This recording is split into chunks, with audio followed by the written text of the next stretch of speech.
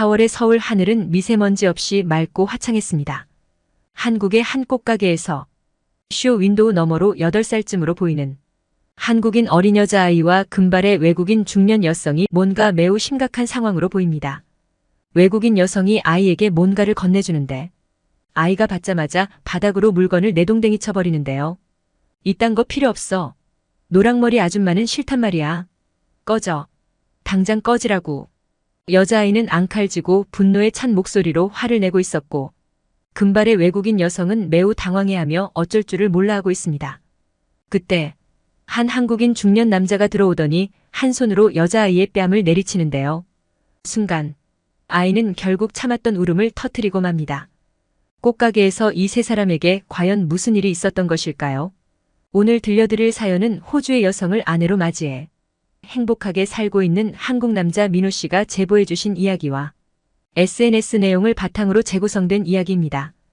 영상을 시작하기 전에 구독과 좋아요는 영상 제작에 큰 힘이 됩니다. 안녕하세요. 저는 45살의 작은 중견 회사를 운영하고 있는 한국 남자 성민호라고 합니다. 한 번의 이혼을 경험했으며 지금은 한국에 거주하고 있는 외국인 여성과 재혼을 해서 12살 딸과 함께 행복하게 잘 살고 있습니다. 정말로 기구했던 제 아내와의 운명적인 만남의 사연을 아내를 대신해서 들려드릴까 합니다. 정말로 세상에 둘도 없는 천사 같은 제 아내이다 보니 자랑을 하지 않을 수가 없는데요. 칠푼이라고 욕을 해도 좋습니다. 4년 전이었죠. 그날은 저희 어머니 생일이기 때문에 항상 그랬듯이 꽃을 사려고 꽃집에 갔습니다. 저희 어머니가 꽃을 매우 좋아하셨거든요. 얼마 전 동네에 새로 개업한 꽃집이 있었는데 그곳에서 어머니가 좋아하는 화분과 꽃을 사드릴 계획이었습니다. 꽃가게는 다채로운 꽃들로 가득 차 있었고 튤립, 장미, 라일락 등 아름다운 꽃다발이 가득 펼쳐져 있었습니다. 여러 꽃들을 보며 감탄하던 중 가게 주인이 다가와서 안녕하세요. 어떤 꽃을 찾으시나요? 라며 미소 가득한 얼굴로 저를 맞이한 꽃집 주인은 뜻밖에도 금발의 외국인 여성이었고 더 놀랐던 것은 매우 유창하게 한국어를 구사해 목소리만 들으면 한국인이라고 생각할 정도였습니다. 어떤 용도로 사용하실지 말씀해 주시면 제가 추천해 드릴 수 있어요. 라며 저를 쳐다보며 살며시 눈웃음을 짓는데 그 순간 저는 갑자기 가슴이 뛰고 심장이 내려앉는 것 같았습니다. 더군다나 가게 안에서의 꽃향기와 그녀의 화장품 냄새가 같이 어우러져 너무나도 좋은 향기에 기분이 무척 좋아졌습니다. 갑자기 제가 왜 그랬는지 그분에게 꽃에 대해서 묻는 게 아니라 한국말을 너무 잘하시는데 한국에 얼마나 계신 건가요? 라며 엉뚱한 얘기를 하고 말았습니다. 그러자 꽃집 주인은 엉뚱한 질문을 하는데도 불구하고 전혀 불쾌한 기색 없이 12년을 한국에서 살아서 이제 한국 사람이 다 된 것 같네요. 라고 웃으며 말했습니다. 그녀의 환한 미소를 보며 저도 모르게 제가 이 동네에 오래 살아서 혹시 동네를 알고 싶으면 소개해 드릴 수 있어요. 물론 따뜻한 커피도 대접해 드릴 수가 있고요. 라고 그만 처음 보는 외국인 여성에게 쓸데없이 오해할 만한 얘기를 해버리고 말았습니다.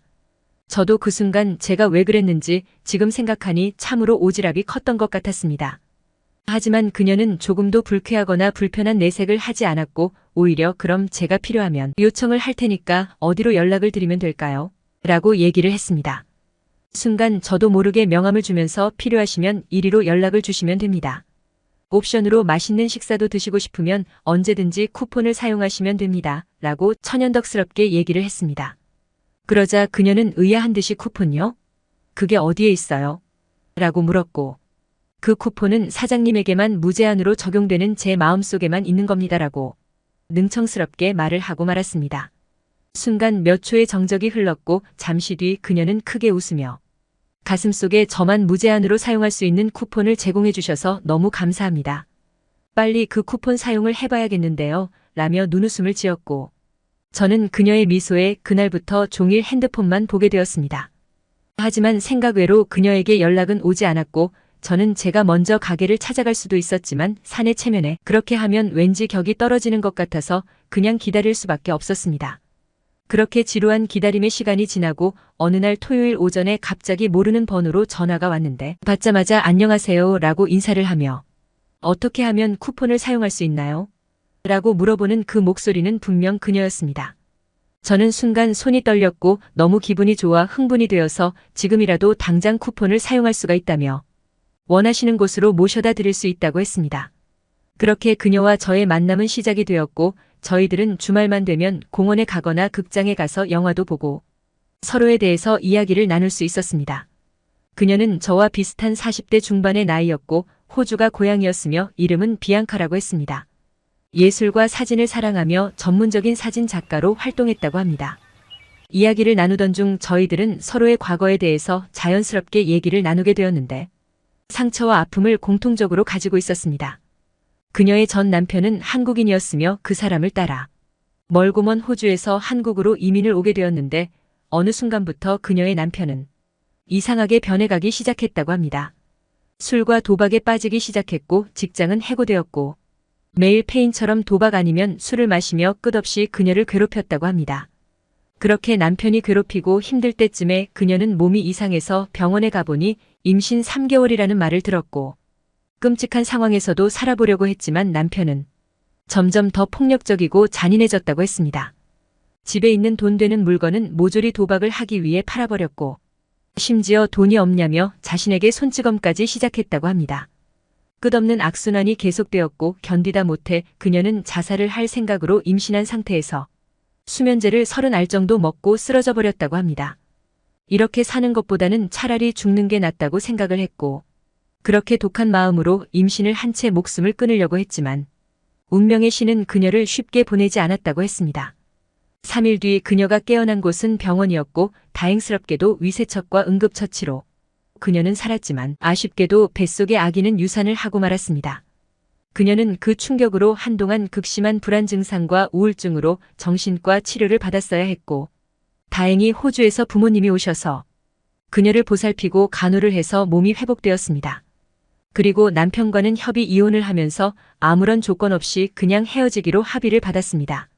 부모님은 고향 호주로 가자고 했지만 그녀는 왠지 한국에서 자신이 할 일이 있다고 생각을 했고 대학에서 전공한 그래픽 실력으로 사진을 편집하면서 프리랜서 작가로 자리를 잡았다고 했습니다.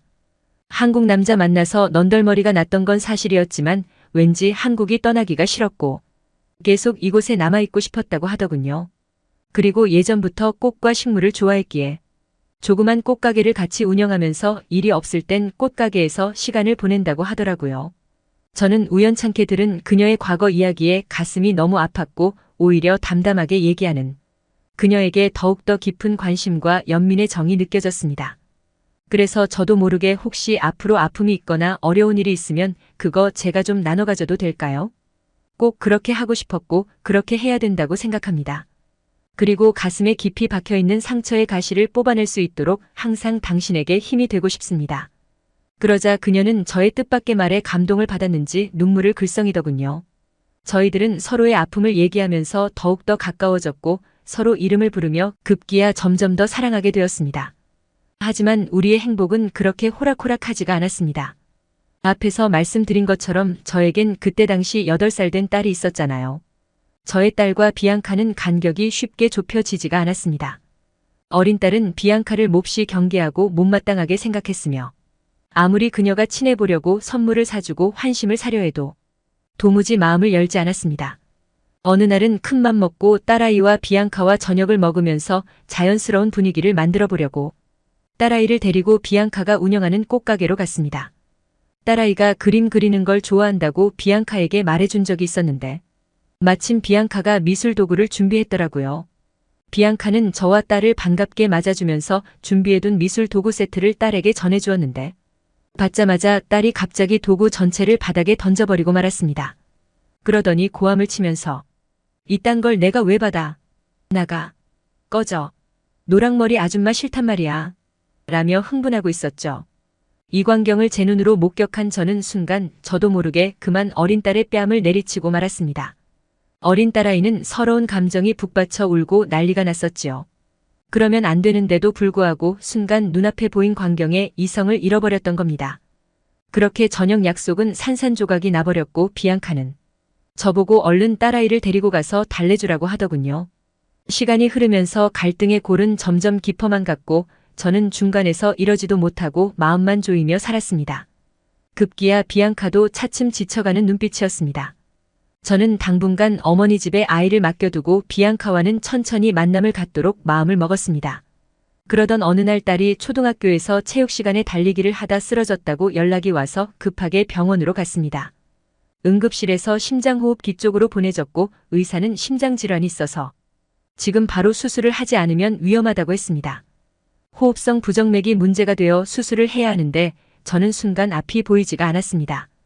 딸은 정신을 잃고 아직 깨어나지 못했고 부모로서 중대한 결정을 내려야 되었습니다. 수술 동의서를 작성하고 바로 수술실로 딸은 들어갔습니다. 7시간의 긴 수술이 시작되었고 저는 세상에서 가장 무섭고 긴 시간을 보내야 했는데 뜻밖에도 제 옆에는 비앙카가 있었습니다. 어떻게 알았는지 그녀는 제 옆에서 수술 시간 동안 같이 있어 주었고 정신적으로 힘든 저에게 큰 힘이 되었습니다. 다행히 수술은 무사히 끝났고 회복실에 마취가 되어 있는 어린 딸을 보니 저도 모르게 눈물이 나왔습니다.